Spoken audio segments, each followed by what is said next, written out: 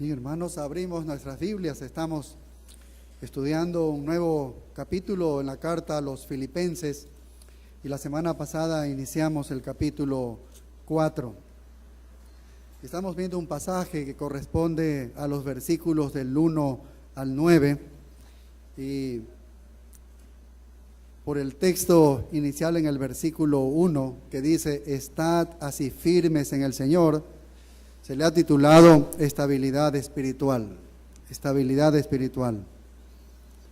Así que esta verdad está gobernando estos 9 primeros versículos. Y vamos a continuar el día de hoy estudiando los versículos del 2 en adelante.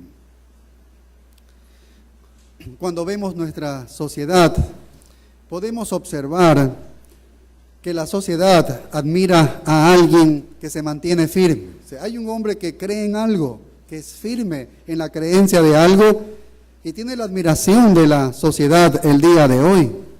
Porque así es, se admira a la gente que es estable, se admira a la gente que es estable en contra de la presión, a la gente que es inquebrantable, a la gente que es valiente, se es admirada el día de hoy.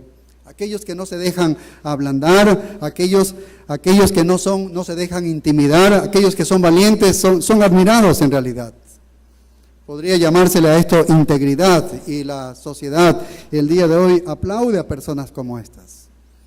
Si nuestra sociedad puede admirar a hombres como estos, ¿cuánto no más cuando nos referimos al cristianismo, a nosotros los cristianos?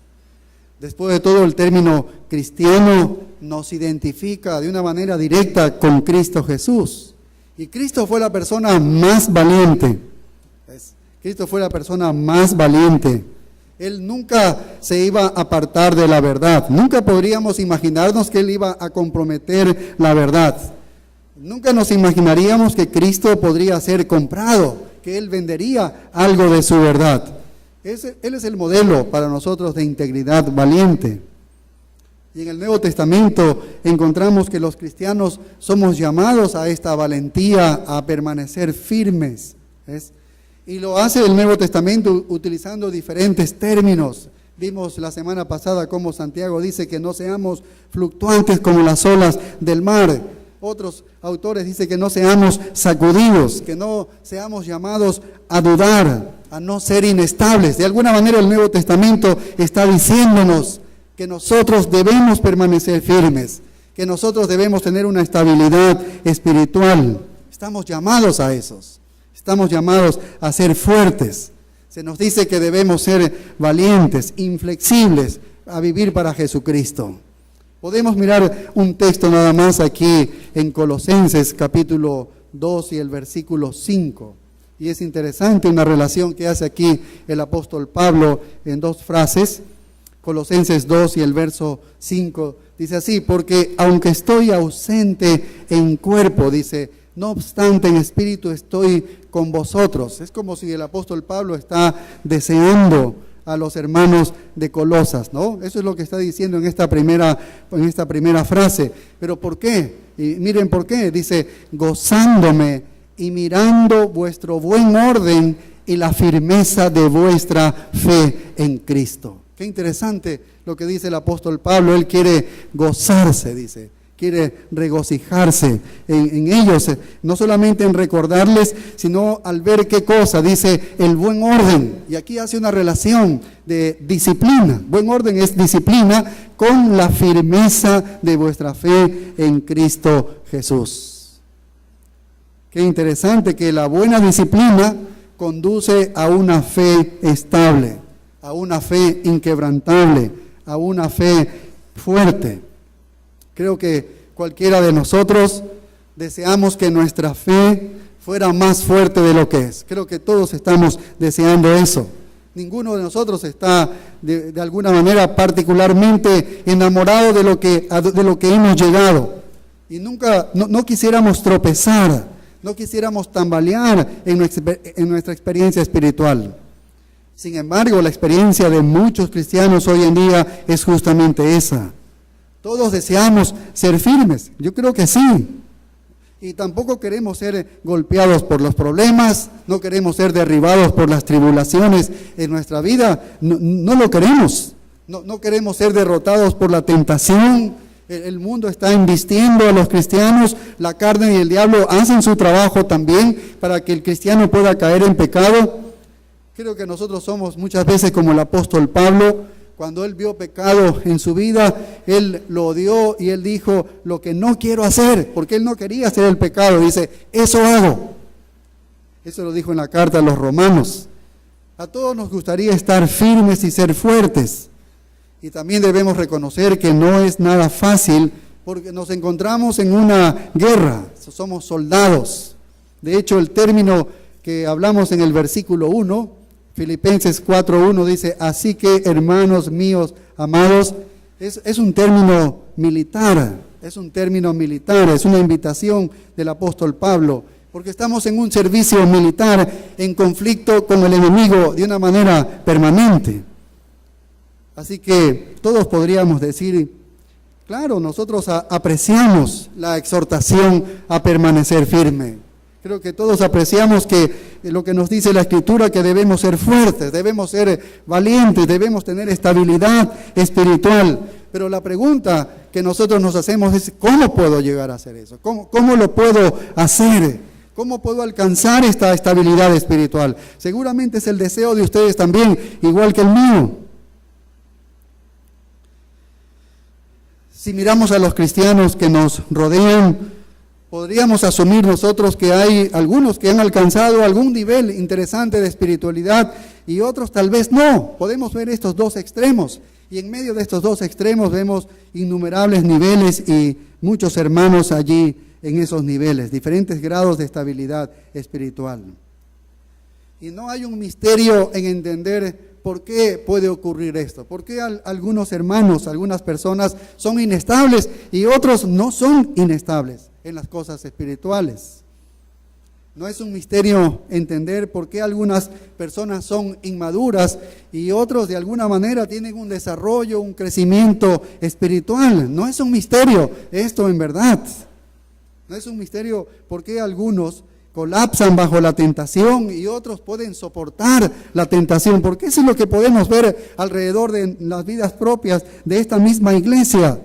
Algunos pueden caer derrotados y otros están triunfando en Cristo Jesús. Y no es un misterio, no es un problema genético como alguien dijo, es un problema que puede resolverse por la estabilidad espiritual y eso es a través de unos principios bíblicos. ¿Ves? Creo que esto nos trae aliento a nuestra vida, es alentador para nosotros saber esto, que nuestra estabilidad espiritual depende de algunos principios bíblicos que nosotros podamos seguirlos. Usted puede tener una débil fe, usted puede ser inestable. Tal vez usted sea un nuevo cristiano, ha comenzado la fe, se encuentra en una inestabilidad espiritual, todavía no ha tenido la oportunidad de crecer fuerte. Pero el proceso está claramente esbozado, ¿a dónde? Aquí en la palabra de Dios a través de unos principios bíblicos. El apóstol Pablo en Colosenses vimos cómo relaciona el buen orden, ¿no? Una disciplina.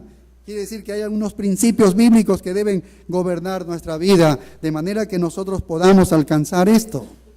Fíjese cómo Pablo en el capítulo 4 de Filipenses, el verso 1 dice, así que hermanos míos, amados y deseados, gozo y corona mía, dice, estad así firmes en el Señor.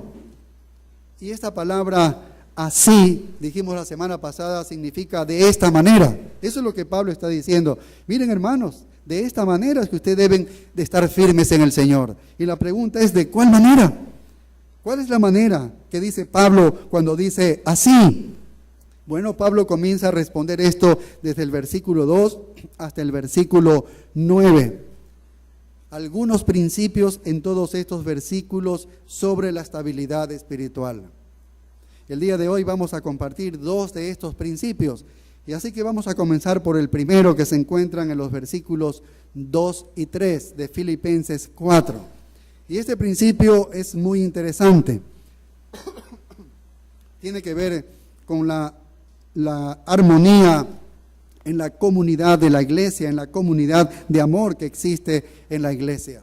Es decir, de mantener la armonía en la congregación, mantener la armonía en la comunidad de amor en la iglesia de Cristo.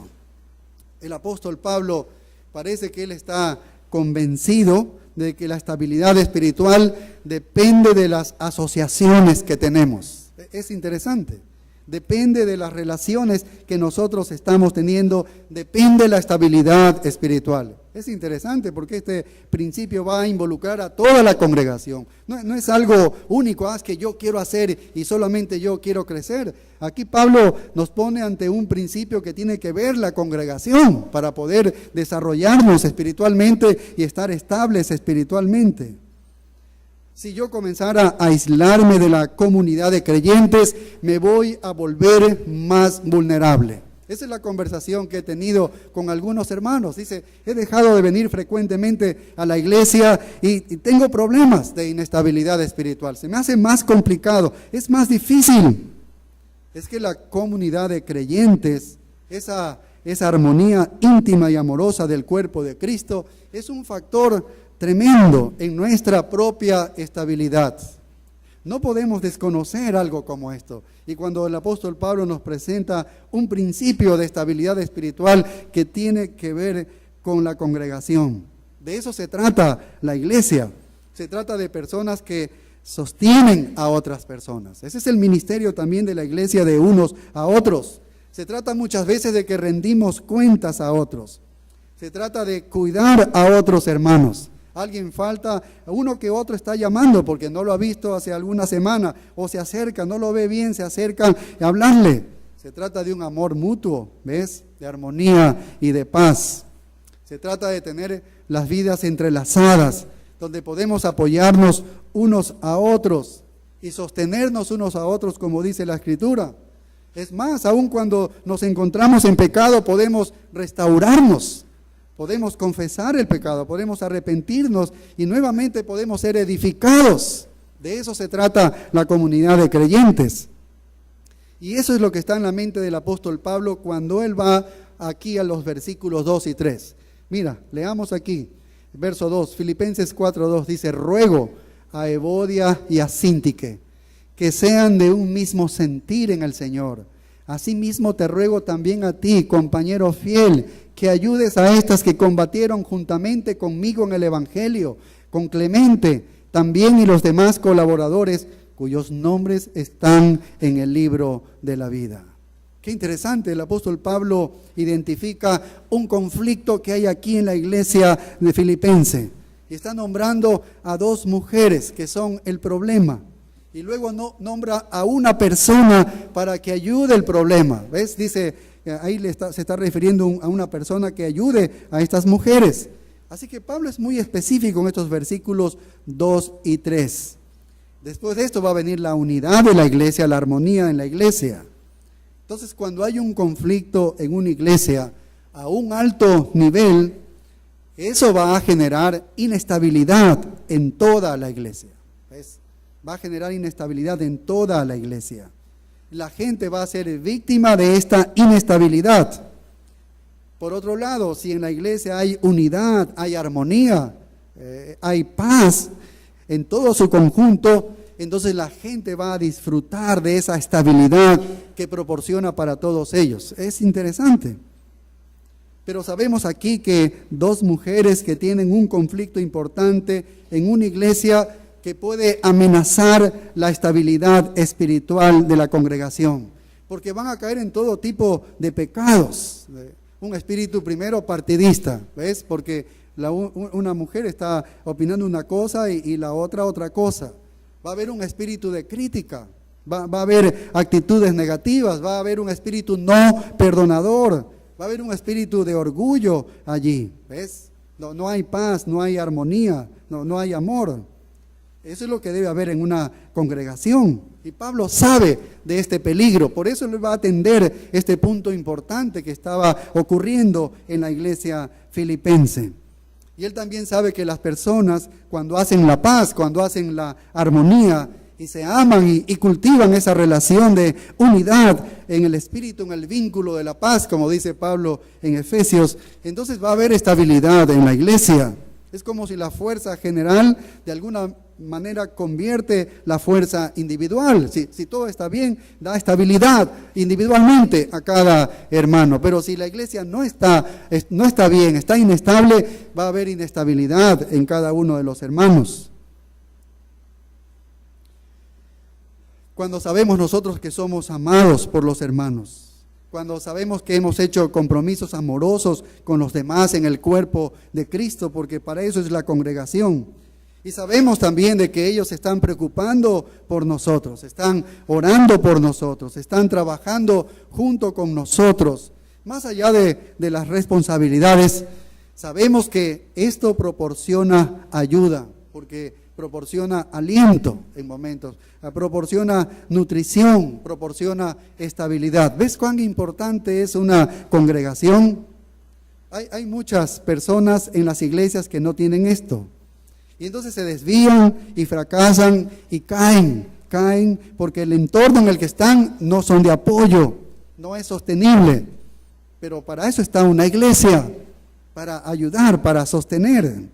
Debemos apoyar a los débiles, debemos levantar a aquel que se ha caído, debemos restaurar a aquel que se ha quebrantado. De eso se trata la iglesia y el ministerio mutuo que hay entre los hermanos. Debemos sobrellevar las debilidades de los otros, debemos demostrar amor en el servicio, en el trabajo.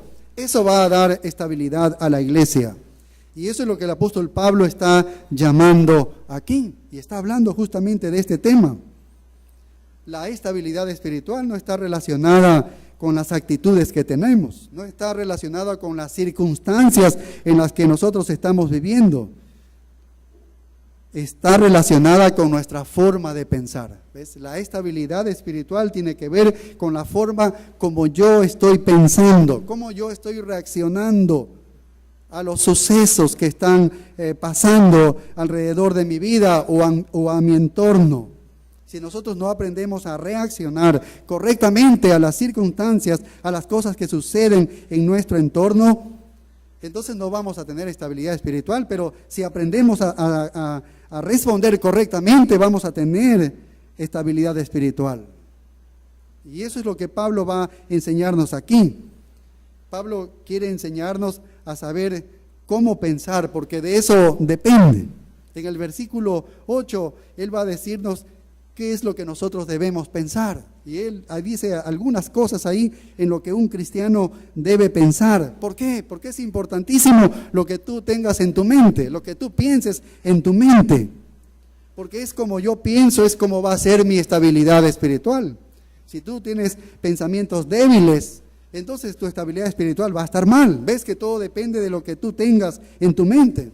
Y vamos a estudiar en otras semanas, cuando lleguemos a este versículo 8, cuán importante es lo que nosotros pensemos de las circunstancias que nos rodean. Y más específicamente es lo que nosotros pensemos de Dios, el concepto que tengamos nosotros de Dios. De eso va a depender la estabilidad espiritual en nuestras vidas, en todas las dimensiones que podamos imaginarnos de nuestra vida. Pero empecemos con este punto de mantener la armonía en esta comunión de amor que es en la congregación, porque eso es lo que dice Pablo aquí en el verso 2, dice: ruego a Evodia y a Síntique que sean de un mismo sentir en el Señor. Y esta palabra ruego que utiliza el apóstol Pablo aquí, en el idioma original, es una palabra que ustedes la han escuchado mucho, es parakaleo. Y este parakaleo o paracaleo, en el Evangelio de Juan se lo llama así al Espíritu Santo. Es el paracleto, dice, el paracaleo, que viene ¿qué? Al lado de una persona, ¿para qué? Para suplicarle, para ayudarle, para consolarle, para alentarle. Ese es el ministerio del Espíritu Santo. Él es un paracaleo, viene y suplica, se pone junto a la persona y lo alienta, le suplica, le ayuda. Eso es lo que hace. Entonces, ¿qué es lo que quiere decir Pablo? Si nosotros ponemos ahí en vez de ruego, súplica, dice: quiero suplicarles a estas dos mujeres. ¿Cuáles son? Ahí dice Evodia y Síntique, que sean de un mismo sentir. Ser de un mismo sentir es vivir en armonía en el Señor. Eso es lo que les está diciendo el apóstol Pablo. Ruego, suplico. Entonces Pablo ha venido en el capítulo 3, que hemos estudiado algunas semanas, ha venido lidiando cosas importantísimas, temas importantísimos en cuanto al Evangelio, que se podía haber de alguna manera alterado el Evangelio verdadero. Así son temas muy importantes porque está hablando de los falsos maestros, aquellos judaizantes, aquellos que también que parecían cristianos pero no eran cristianos, ¿ves? Él está hablando de temas muy importantes en el capítulo 3 porque había muchos problemas con ese gnosticismo que sostenían algunos que habían alcanzado ya la perfección. Así que Pablo ha estado lidiando en el capítulo 3 con problemas serios y profundos, cosas que estaban amenazando los propósitos de Dios y que de alguna manera estaban sesgando, aminorando las doctrinas de la salvación o el evangelio de salvación. Y nos preguntamos, pasando al capítulo 4, ¿por qué de una manera repentina el apóstol Pablo sale que quiero que Evodia y Síntique sean de un mismo sentir? ¿Cómo así? ¿No? ¿Cómo así un tema? Tal vez nosotros pensaríamos, pues un tema de problemas de dos hermanas, es un tema muy diminuto comparado a los temas que ha tratado en el capítulo 3. De falsos maestros, de falsas enseñanzas, y hablando y aclarando todo eso el apóstol Pablo. ¿Cómo así trae a la palestra y se revela ahora y sale a la luz este tema que está hablando el apóstol Pablo? Quiero que Evodia y Síntique sean de un mismo sentir. ¿Sabes por qué Pablo lo pone a una altura muy preocupante, de un tema muy indispensable de tratarlo? Porque lo ve con un peligro amenazante a una congregación. Es una amenaza mortal a la vida de la iglesia. Porque un problema como este, que parecería a nosotros a la luz de nuestros ojos, es una nimiedad, es algo muy pequeño, Pablo entendía que la discordia en la iglesia puede robarle el poder a la iglesia y puede destruir el testimonio de la iglesia, ¿ves? Y por eso lo trae allí a la luz y sale a la vista de nosotros. ¿Y sabe cuál es la intención de los enemigos de Cristo cuando encuentran a una iglesia que está en discordia y que está ahí con luchas internas? ¿Qué es lo que va a hacer el enemigo? Ellos están dispuestos a encontrar cualquier tipo de ventaja para desacreditar a la iglesia. Van a cogerse de cosas como eso. Y eso podría ser devastador para el testimonio de una iglesia ante un mundo pagano que estaba allí mirándolos, ¿no? En un vitral a todos los hermanos en la iglesia. Y la discordia, la desunión, el conflicto en la iglesia podría devastar la integridad de su testimonio. Y parece que esta iglesia estuvo al borde de eso. Por eso Pablo lo trae a la luz, ¿ves? Como un tema totalmente importantísimo, totalmente importante.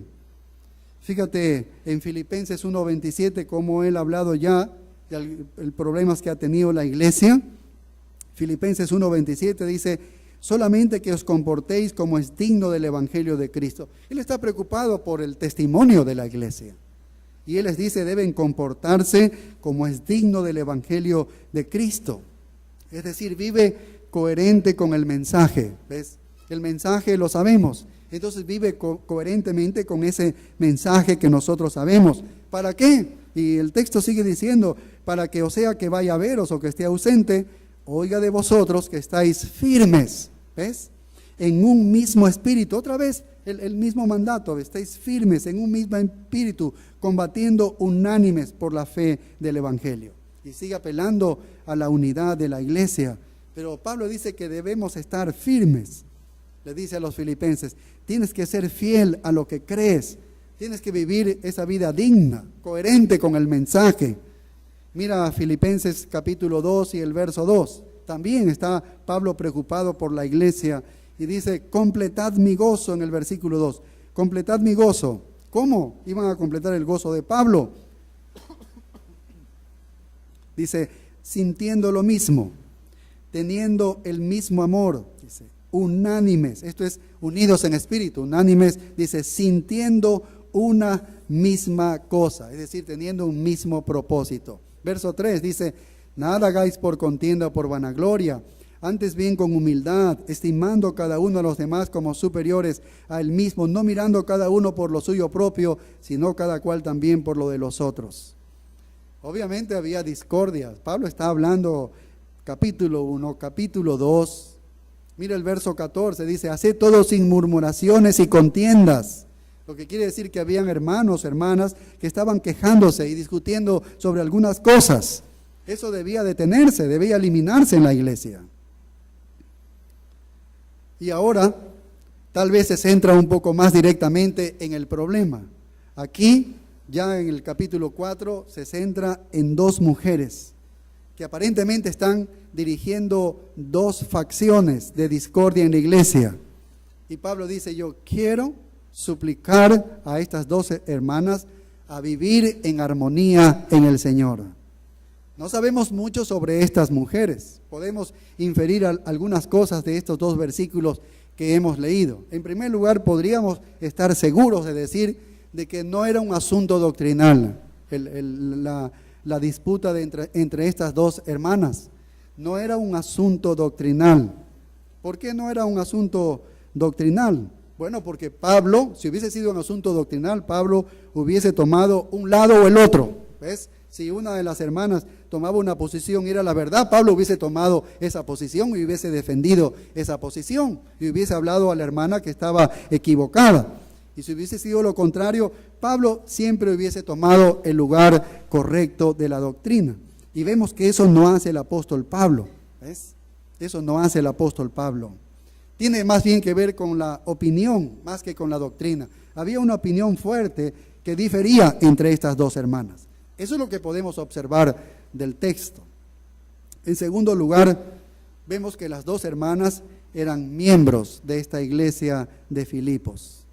¿Por qué? Porque se les menciona con nombres, Evodia y Síntique. ¿Ves? Sus nombres demuestran que eran dos hermanas que pertenecían a esta congregación y estaban teniendo algún tipo de conflicto personal que no estaba relacionado con la doctrina, como hemos dicho, ¿ves? Pero de alguna manera estaban eligiendo allí dos bandos, estaban causando un conflicto, estaban alineando personas, tanto la una como la otra, ¿ves? Y estaban allí con dos grupos.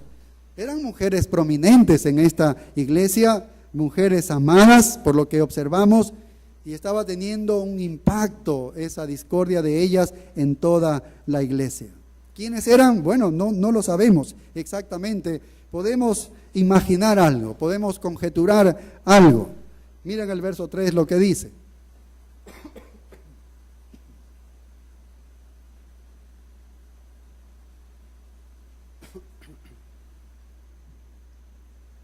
Dice verso 3, asimismo te ruego también a ti, compañero fiel, que ayudes a estas que combatieron juntamente conmigo en el Evangelio.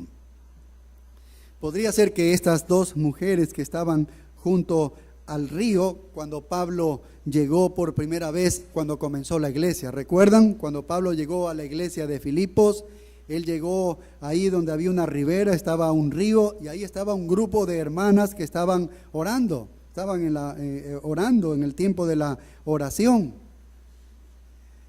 Estas mujeres posiblemente podrían haber sido el grupo que se encontraban allí. ¿Recuerdan cuando Pablo llegó a Filipos?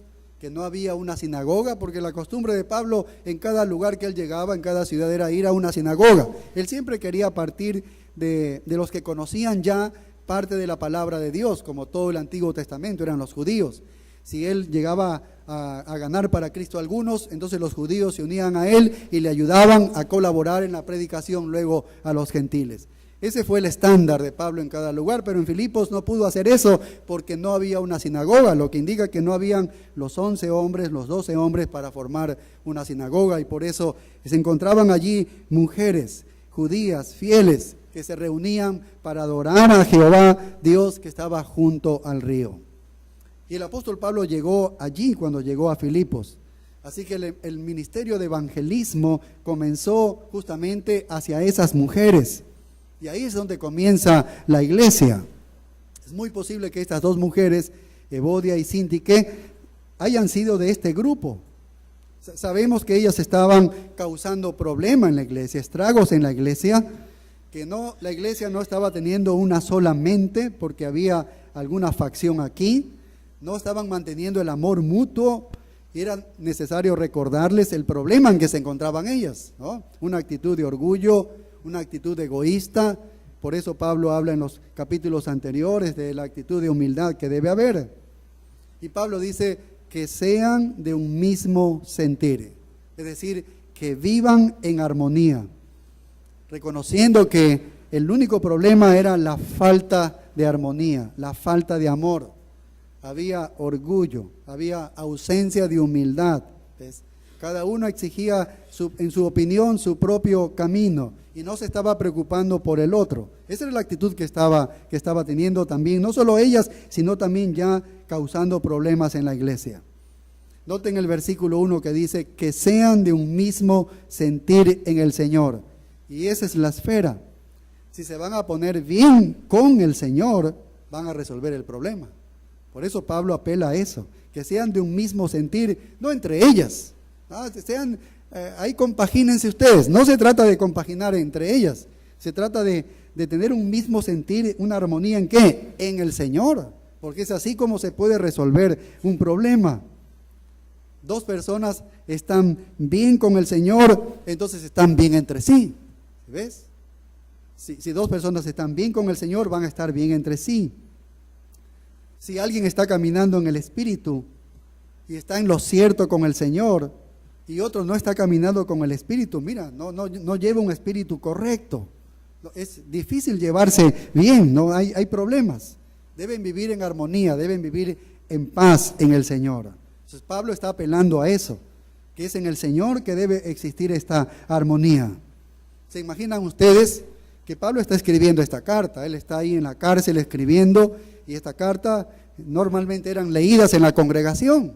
Y es como si el próximo domingo, allí en la congregación de Filipos, los pastores están allí y ellos dicen, bueno, vamos a leer la carta que nos ha escrito el apóstol Pablo, que está en Roma, allí en la cárcel, y comienzan a leer capítulo 1, 2, 3, y llegan al capítulo 4, y comienzan a mencionar el problema de Evodia y Síntique, las dos hermanas allí en la congregación. Qué terrorífico sería algo así, ¿ves? Sería algo demasiado directo para las hermanas, ¿no? Y decirle, y quiero que vivan en armonía Evodia y Síntique. Ahí estaban Evodia y Síntique. Vaya, sería un golpe muy directo. Por eso el apóstol Pablo pide la ayuda de un hermano. Y mira el verso 3, por eso dice, asimismo te ruego también a ti, dice, compañero fiel, que ayudes a estas que combatieron juntamente conmigo en el Evangelio. Esto es parte de lo que venimos hablando del ministerio mutuo que debe haber en la congregación, que debe haber con los creyentes. ¿Sí ves? Que los hermanos pueden ayudar a solucionar problemas, que un hermano puede acercarse y ayudar en la disputa de dos hermanas que están peleándose. Y ese término que dice compañero fiel, pues asimismo te ruego también a ti, compañero fiel, esa es una palabra griega, lo voy a leer yo, ¿no? Seguramente lo leo mal, pero ya, lo leo para que ustedes lo identifiquen, sisigos, que significa colega, compañero, camarada, socio, ¿sí? Se traduce esto como ayudes, o el ayudes. Alguien que lleva una carga común, como un yugo, ese es el ayudes, ¿sí? Un ayudes es alguien que está llevando la misma carga. Es mi socio en este esfuerzo, mi socio en este empeño, en este trabajo que hemos acordado. Ese es el ayudes, es mi socio. Entonces Pablo adiciona a este ayudes la palabra fiel, dice, palabra fiel que significa verdadero, fiel o genuino, ¿no? Tú eres el ayudes genuino, el ayudes verdadero, el ayudes fiel. Así se podría interpretar, ¿ves? Ahora, se podría interpretar como a alguien que nosotros no conocemos, no lo conocemos. Eso es una interpretación de este texto, es alguien que nosotros no conocemos, porque no tiene nombre. Pablo no le pone nombre. Si es esa la interpretación que queremos darle, pues no tiene nombre. Y era conocido como ¿quién? Como el ayudes de Pablo. El ayudes de Pablo. Es un poco raro, ya que en esta posición es un poco raro eso, porque Pablo acaba de nombrar a las dos mujeres. Y luego va a nombrar a Clemente. ¿Y cómo es que él se va a olvidar de poner el nombre de un ayudes? Es imposible. Entonces esta forma de interpretar no nos parece la más correcta, de que sea el ayudes de Pablo. ¿Ves? No es una interpretación correcta, porque Pablo da los nombres de las mujeres, da el nombre de Clemente, y ¿por qué no da el nombre de este hombre justo que va a hacer una gran tarea de ayudarles a ellas? Y no lo da. Entonces no parece coherente esta interpretación, que sea el ayudes de Pablo solamente. Hay otra opción de interpretación, y algunos dicen que está usando el término singular en un sentido colectivo, y se está refiriendo entonces es a la iglesia. Es como decirle, ustedes son mi ayudes, toda la congregación es el ayudes. Entonces está haciendo una invitación a toda la iglesia que de alguna manera le ayuden a estas dos mujeres a estar en comunión con el Señor. Esta es otra posibilidad, pero parece haber una explicación mejor. No traducimos la palabra en absoluto y la dejamos en el idioma original. Dice, verso 3 diría así: asimismo te ruego también a ti, Syzygus. Es la palabra, no la traducimos, sino que le dejamos como un nombre, ¿no? Asimismo te ruego también a ti, Syzygus fiel. Syzygus viene a ser el nombre de esa persona. ¿Sí ves? Que ayudes a estas que combatieron juntamente conmigo en el Evangelio. Nos preguntamos, ¿quién es Syzygus? Bueno, no lo sabemos, pero es muy probable que sea uno de los supervisores o de los ancianos de esta iglesia filipense. Recuerdan que es interesante porque Pablo en las otras cartas, cuando escribe a las otras iglesias, siempre menciona a la congregación, a los santos que están en Éfeso, a los santos que están en tal congregación. Pero cuando habla de la iglesia de Filipos, hace mención a quienes, dice, con los obispos y diáconos. ¿Ves? También se dirige a ellos. Es muy posible que este Syzygus haya sido uno de los ancianos de la iglesia. ¿Ves? Recuerden que Pablo está escribiendo a los filipenses, incluyendo a estos ancianos y diáconos. Dice, Syzygus debe haber sido entonces uno de los ancianos de la iglesia, uno de los pastores, que no había realmente cumplido su deber, no había resuelto ese problema entre las hermanas. Así que Pablo, tomando la autoridad apostólica de Dios, le está diciendo, oye, quiero que tú, Syzygus, tomes el caso de estas dos mujeres, Evodia y Síntique, y por favor les ayudes a tener comunión en el Señor. Y es interesante porque si le dice el nombre Syzygus, le aumenta la palabra fiel. Lo que quiere identificar a su amigo es con el significado de su nombre. ¿Qué significa Syzygus? Ya vimos que Syzygus significa ayudes. De alguna manera quiere hacer honra a su nombre. Es como más o menos Bernabé, ¿recuerdan? Bernabé es el hijo de consolación. Bernabé era un verdadero Bernabé. ¿Ves? El discípulo Bernabé era un verdadero Bernabé, porque él era un hijo de consolación. ¿Cómo era su ministerio? Él era un consolador, un hombre que llevaba mucha consolación. Hacía honor a su nombre Bernabé, que significa lo mismo, hijo de consolación. Hacía honor a su persona, ya que él era auténtico hijo de consolación. Y lo mismo sucede aquí con Syzygus. Él debía ser un genuino Syzygus, un fiel Syzygus, un verdadero Syzygus, sabiendo que Syzygus significa ayudes. ¿Ves? Tú debes ser un verdadero ayudador de estas mujeres, porque tu nombre es Syzygus. Eso es lo que está diciendo el apóstol Pablo. Entonces, parte de la estabilidad espiritual en la iglesia es ayudarnos el uno al otro. ¿Cómo vamos a hacer eso? Tenemos que ayudarnos el uno al otro. Hay que resolver conflictos. Hay que ser pacificadores, hay que cultivar la armonía en la iglesia, ¿ves? armonía en la comunión del amor. Eso va a producir un ambiente de estabilidad en toda la congregación, un ambiente de apoyo mutuo. Si no hacemos eso, si somos uno que nos estamos quejando, ¿no? Entonces estamos allí abriendo el conflicto y vamos a generar inestabilidad en la iglesia. Si Sigos iba a ser un pacificador para estas dos hermanas que eran principales en la iglesia, al menos muy prominentes aquí en la iglesia. El verso 3 sigue diciendo algo interesante. Mira por qué eran prominentes. Dice, que combatieron juntamente conmigo en el evangelio. Ellas habían combatido juntamente con Pablo en el evangelio. Por eso pensamos que estas dos mujeres podrían haber sido las mujeres del grupo original, aquella que se encontraba en el río, a los que Pablo le predicó y comenzaron a convertirse. Recuerden que Pablo y Silas fueron llevados a la cárcel y allí hubo un temblor, ellos cantaron y luego el carcelero fue salvado porque Pedro le predicó, su familia también, y así comenzó y nació la iglesia. Estas dos mujeres pertenecían a ese grupo inicial, original de la iglesia, porque ellas luego ayudaron a predicar el evangelio al apóstol Pablo. Así que estas dos mujeres eran mujeres amadas, prominentes en esta iglesia de Filipos, ¿ves? Y ellas fueron desde el inicio de la iglesia, prácticamente ellos comenzaron la iglesia. Y si comenzaron la iglesia, sabemos que pasaron por una tremenda lucha espiritual en Filipos, en la iglesia de Filipos, para poderla sacar adelante. No es una tarea fácil. Siempre cuando se comienza una iglesia hay un gran precio que pagar en las vidas de las personas para ser fieles y poder ver a la iglesia comenzar. Y vemos que estas mujeres por eso eran únicas, por eso eran principales y amadas.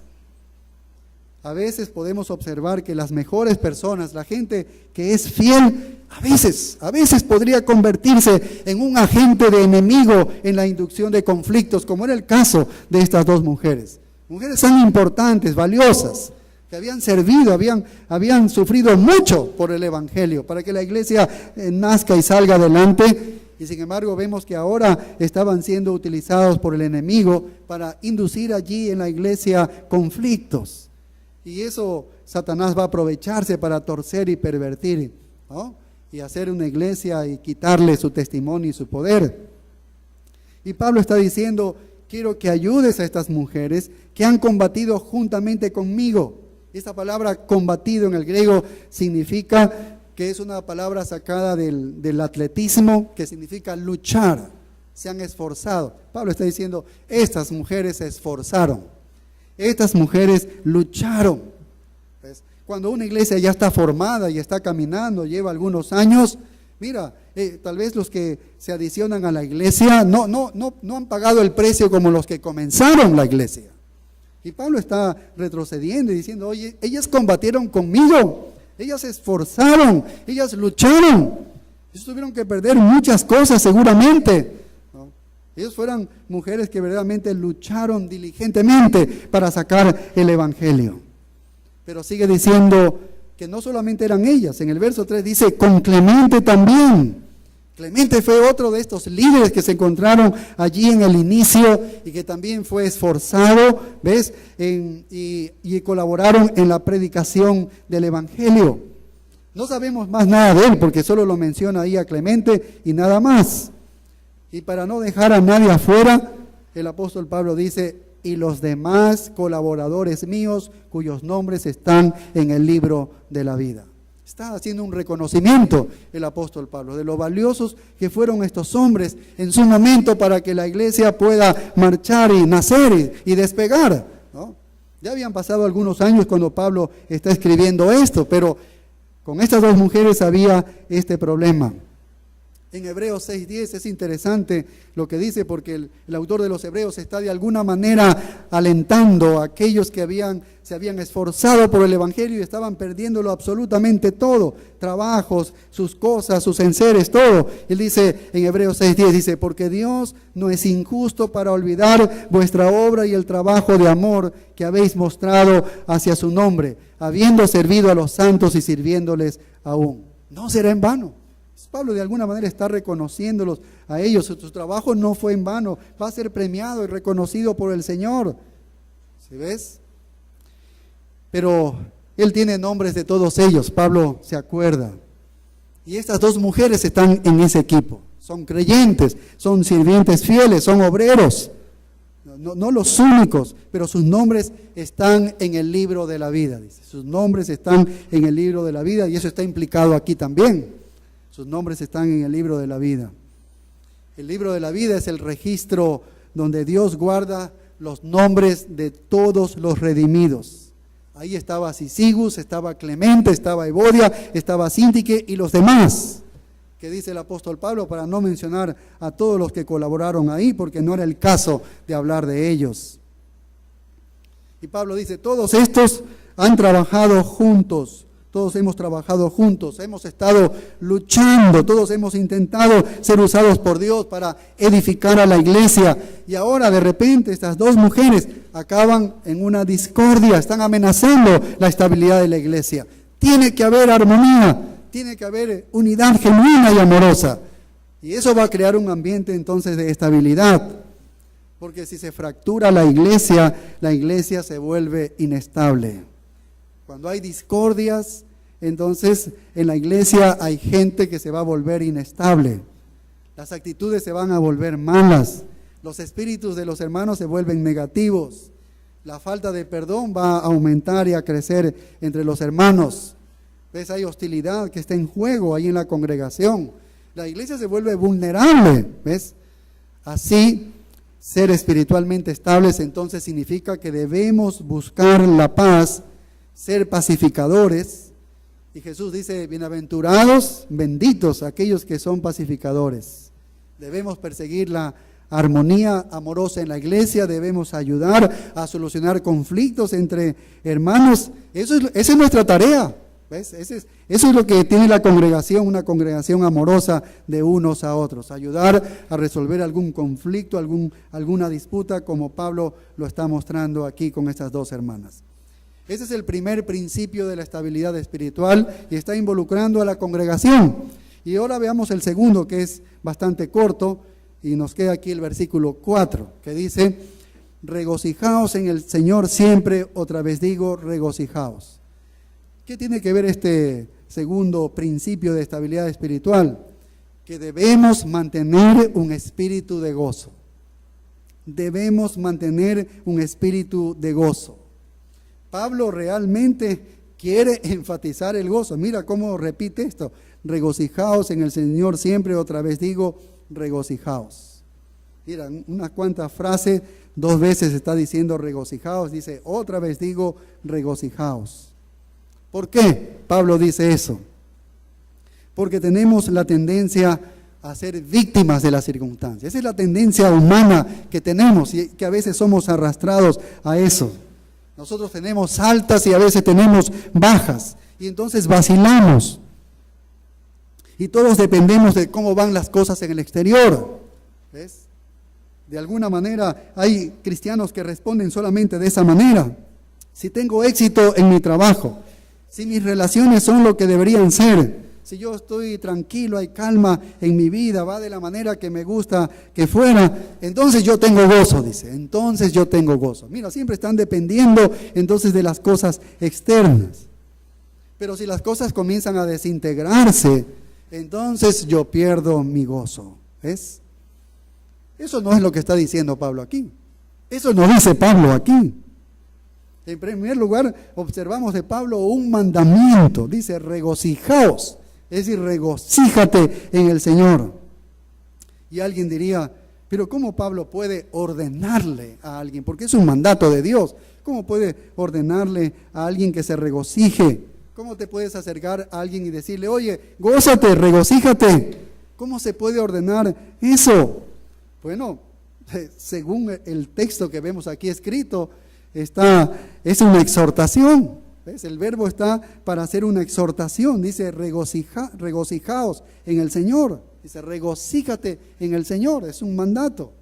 Y por lo tanto, es un mandato que se puede cumplir. Ahora, Pablo no dice regocíjate, ¿no? Oye, regocíjate. No dice así. Pablo dice, mira, regocijaos en el Señor siempre, otra vez digo regocijaos. Pablo está diciendo, regocijaos en el Señor. Ahí está la diferencia.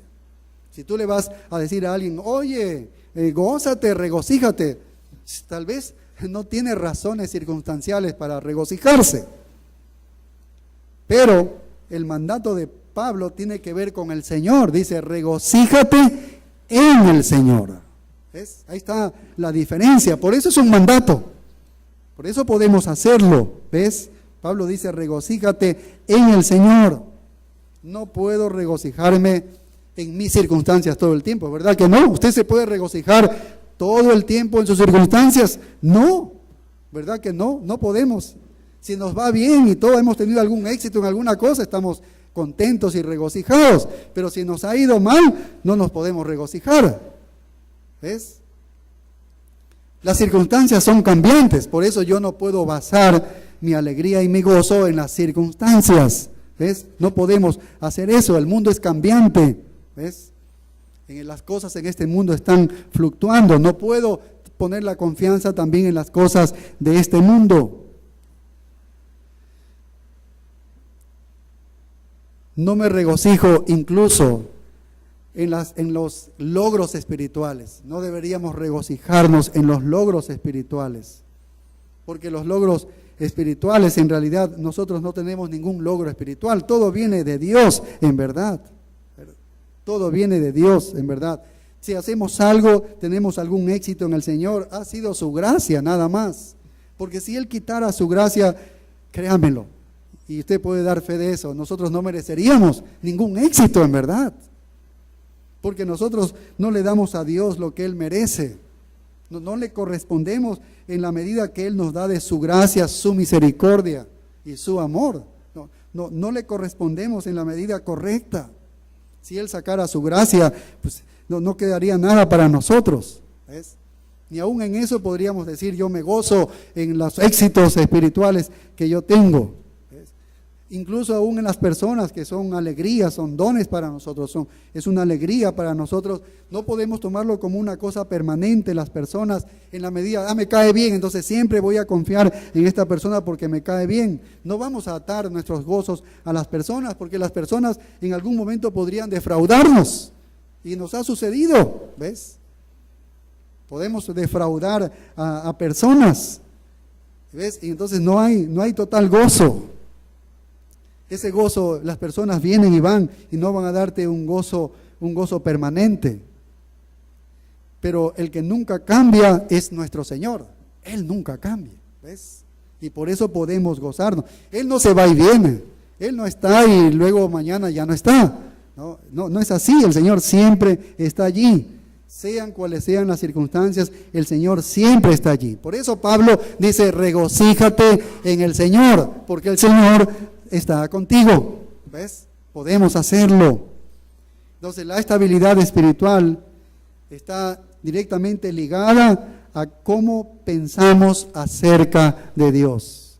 Si hay una persona que está estable en medio de cualquier situación, entonces esa persona está perfectamente sintonizada en una comprensión de Dios que va a sobrepasar sus circunstancias. Está sobrepasando lo que está ocurriendo a su alrededor, porque el concepto que tiene de Dios es tan claro, está tan compaginado, tan compenetrado con Dios, que supera las circunstancias. Y por eso puede estar estable, puede estar tranquilo. ¿Ves? Que nuestra espiritualidad, nuestra estabilidad espiritual depende del concepto que tengamos nosotros de Dios. Esto es muy importante, eso lo vamos a estudiar en los otros puntos más adelante. Hay personas que tienen problemas y problemas y problemas, continuamente están con problemas, se están preocupando de esto y se preocupan de esto otro y siempre están corriendo en una solución rápida. Si quisieran estudiar esto y verlo de acá, en el curso de aquí, al psicólogo de acá le voy a consultar y una serie de cosas. Mira lo que dice un comentarista sobre esas soluciones rápidas y que están en problemas y en problemas. Dice, sería mucho mejor si se encerraran por un buen tiempo hasta que hubieran memorizado el libro de los Salmos, dice, Y luego al final de eso podrían salir y sabrían tanto acerca de Dios que sería irrelevante lo que estaba sucediendo a su alrededor. ¡Qué tremendo! ¿Usted ha experimentado algo así? Se ha introducido a estudiar las Escrituras y hay tremendas circunstancias adversas en usted, pero son cosas pocas a la grandeza de Dios, al poder de Dios, con el cual usted ha estado inmerso estudiando la persona de Dios. ¿Por qué cree que Dios ha dado los salmos a su pueblo? ¿Por qué cree que fueron escritos en una forma poética? Porque así podrían ser memorizados de una manera más fácil. ¿Por qué se les puso música? Todos estos salmos eran cánticos de alabanza y adoración a Dios, porque podrían ser fácilmente recordados estos salmos, pero no para tararear. No estamos hablando, es que la canción, si tarareamos, no estamos apuntando a lo que dice el Señor. Nosotros cantamos aquí algunas alabanzas y usted ve el contenido es tremendamente doctrinal. Si usted pone atención a la letra, oye, quebranta tu espíritu, porque tiene texto teológico, habla de la obra de Cristo, habla de lo que somos delante de Dios. Ese es el sentido, porque se le puso música para poderlo recordar. Pero la letra, no solo la música, es la letra, el contenido, la doctrina es importante que esté en nuestra mente. Porque entonces así, esa persona va a conocer más a Dios. Y cuando conoce entonces a Dios en esa dimensión, todo lo demás va a parecer insignificante. Todo lo demás va a parecer muy poca cosa. Y así entonces te puedes regocijar ¿en quién? En el Señor. ¿Ves? Eso es lo que Pablo les está diciendo. Regocijaos en el Señor. Siempre dice, y otra vez digo, regocijaos. Si sabemos mucho del Señor, podemos regocijarnos mucho en el Señor. Todo depende de la teología que tú tengas, de lo que tengas del conocimiento de Dios y de Cristo en tu mente, de lo que haya en tus pensamientos. La iglesia primitiva incluso se regocijó en la adversidad, en la persecución, cuando tomaron preso a Pedro y a Juan y le dijeron, ya no queremos que tú hables más en el nombre de este Jesucristo, porque has llenado aquí de Jesucristo a toda Jerusalén. Y ellos dijeron, bueno, ¿sabes qué? Nosotros nos consideramos dignos de sufrir por este nombre, por el nombre de Jesucristo. ¿Sí ves? Ellos padecieron y se subieron gozosos. ¿Ves? Somos dignos, estamos gozosos de sufrir por el nombre de Cristo. ¡Qué tremendo! ¿Cómo podrían gozarse en la adversidad? Porque se gozaban en el Señor. Se gozaban en el Señor. Ellos conocían a quién estaban sirviendo. ¿Quién era este Dios? ¿Quién era este Cristo, este nombre? A quien ellos podían dar incluso su vida gozosamente, ¿no? Por el Evangelio, con tal de ser fieles, ¿no? Y no negar el nombre de Cristo. Entonces, eso es lo que habla. ¿De qué nos podemos regocijar nosotros el día de hoy en el Señor? Bueno, muchísimas cosas en verdad el Señor ha hecho por nosotros. Primero nos podemos regocijar de lo que Él es, lo que Dios es, lo que el Señor es. ¿Qué es Él? Él es soberano. Él es soberano, ¿ves? Está sobre todo. Un autor decía, realmente no se puede robar mi gozo cuando me doy cuenta de que Dios está a cargo de todo. Dice, nadie se puede robar mi gozo cuando me doy cuenta de que Dios está a cargo de todo. Que Él está a cargo de todas las circunstancias. La única verdad más grande que conozco de Dios como cristiano es su soberanía. Qué tremendo, ¿no? La soberanía de Dios. Es decir, que no pasa nada que esté fuera de su control. Aún lo que me está sucediendo es porque Dios tiene el control de todo. Él lo sabe que estoy padeciendo, sabe que estoy sufriendo, porque Él controla absolutamente todo. ¿No nos trae consuelo eso? ¿No nos trae consuelo saber quién es Él? Que Él es soberano y que controla absolutamente todo. Y sobre todo sabemos por Romanos 8:28 que lo controla para nuestro bien. O sea, no es que hace estas cosas y es para hacernos mal a nosotros. Es porque quiere bendecirnos. Hace un momento leímos el Salmo 139. ¿Ves? Y el salmista quería correr a cualquier lugar y él no podía esconderse porque su omnipresencia allí estaba, donde quiera que él iba. Luego se presenta como Dios poderoso, ¿ves? Que Él maneja absolutamente todas las cosas, ¿ves? Dios tiene control absolutamente de todas. Él sabe nuestro sentar, nuestro acostar y nuestro levantar. Él sabe las palabras que vamos a decir antes de que las hablemos, porque Él conoce nuestros pensamientos, ¿ves? El Señor lo sabe absolutamente todo. Esta es una tremenda verdad, es un absoluto de Dios. Cada parte de nuestra vida Él lo conoce. Dice, mi embrión vieron tus ojos. Si hoy en día soy como soy es porque Él lo formó, ¿ves? Porque Él lo formó, ¿ves? Creo que un gran teólogo dijo, no hay ninguna molécula rebelde, dice, no hay ninguna molécula rebelde en el universo para Dios. Todo está en el control de Dios. Nos podemos regocijar. Es una tremenda verdad. Y cuando nos damos cuenta de que Dios es amoroso, que Dios es sabio, que Dios tiene un entendimiento infinito de cada aspecto de la vida y que tiene un enfoque completamente diferente para entender eso, entonces tenemos una tranquilidad, una seguridad, ¿ves? Podemos creerle mucho más con cada fibra de nuestro propio ser y podemos mantenernos en ese gozo. ¿Por qué puedo tener un gozo indecible y lleno de gloria? Porque eso dice que el cristiano tiene, gozo indecible y lleno de gloria. Porque toda nuestra vida está controlada por Dios.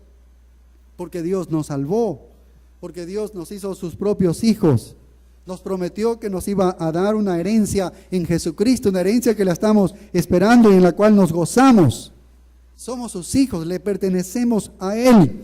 Nos regocijamos porque Jesucristo va a venir algún día, esa es la segunda venida expectante que tenemos nosotros y va a estar con nosotros para siempre.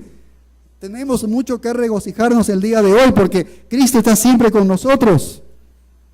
Nos podemos regocijar porque Dios es capaz de suministrar para todas nuestras necesidades, ¿ves? Según las riquezas de la gloria en Cristo Jesús. Él puede suplirnos todas nuestras necesidades. ¿No es motivo para gozarnos si ahora estamos preocupados por algo así? Nos regocijamos porque Dios está usando nuestras propias vidas ahí en nuestras familias. Tal vez hay inconversos, familiares cercanos. Podemos predicar este evangelio, así que somos objeto de llevar este evangelio a otras personas, ser testigos de Él, de la obra que ha hecho en nosotros. Podemos gozarnos. Tenemos tantas cosas en las cuales nosotros podemos gozarnos. Tenemos gozo porque si muero ahora es ganancia, como dice el apóstol Pablo. Si muero es ganancia para mí, no hay pérdida. Aún si me llegara la muerte, tengo una enfermedad mortal y voy a morir el día de mañana o más tarde. Es ganancia para el creyente. Por donde quiera que quieras verle, ¿ves? No hay algo para que nosotros estemos apesadumbrados y sin gloria, sin gozo en el Señor. No hay manera. El Señor tiene tremendas promesas para nosotros. Y cuanto más conocemos a Dios y cuanto más entendemos de Dios, más gozo podemos tener y más estabilidad espiritual viene a nuestra vida. Nosotros no debemos preocuparnos por las circunstancias, ¿ves?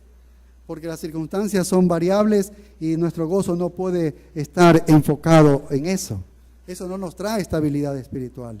Es el Señor el que nos trae estabilidad espiritual. Debo conocerlo a Él y por eso debo ir a las páginas de la Escritura. Te sientes desanimado, solo, que ya no puedes más, anda a las páginas de las Escrituras. ¿A dónde vamos? Generalmente a los Salmos, porque allí encontramos justamente el espíritu de hombres que estuvieron desesperados, listos a la muerte, y vemos ahí la esperanza y la obra del todopoderoso y soberano Dios para cambiar circunstancias o para cambiar nuestra propia mente y mantenernos en esa situación.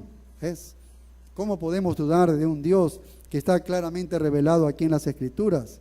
Entonces la estabilidad espiritual está directamente relacionado con estas dos cosas. La estabilidad espiritual es el producto de una persona cuya vida está llena de amor de Cristo, derramado por el Espíritu Santo en él. Y eso tiene que ver la congregación. Es un principio que lo necesitamos. Necesitamos la congregación. Aquí veo algunas bancas vacías, otro domingo está lleno, lo que significa que algunos o muchos vienen saltados, ¿ves? No toman este principio para la estabilidad espiritual de sus vidas. Y también la estabilidad espiritual pertenece a la persona que tiene una profunda comprensión de la persona de Dios, del carácter de Dios, de los atributos de Dios, y cuyo entendimiento ha sido traducido en una fe mucho más férrea. Cree en ese Dios, porque es el Dios que se revela que es ahí en la Escritura. Y en esas cosas se encuentra entonces la estabilidad espiritual. Bien, estos son los dos primeros principios. La próxima semana vamos a seguir estudiando. Oremos. Gracias, Padre, por lo que nos muestras. Ayúdanos, tanto lo necesitamos para no fluctuar en esta vida, Señor. Oh, Padre, ayúdanos a ir a las Escrituras, a conocer más de ti, Padre, a conocer más de nuestro Señor Jesucristo, a conocer más de tu bondad, de tu soberanía, que tienes el control absolutamente de todo, Señor. Y eso es lo que nos da tranquilidad, y eso es lo que nos da estabilidad espiritual en nuestras vidas. Oh, Padre, ayúdanos a entender estos principios. Extiende nuestro entendimiento. Tu Espíritu Santo nos ayude a poder atesorar estos principios de una manera que se haga claro a nuestras vidas y se trasluzca, Señor, en una vida fructífera, en una vida que está estable y confiada, Señor. Eso queremos, no solamente para nuestras vidas personales, toda esta congregación, Señor, toda esta congregación, una congregación estable porque conoce de ti, Señor, porque se ayuda mutuamente en este servicio de unos a otros, Señor. Se apoyan, Padre. Gracias. En Cristo Jesús te damos gracias. Amén.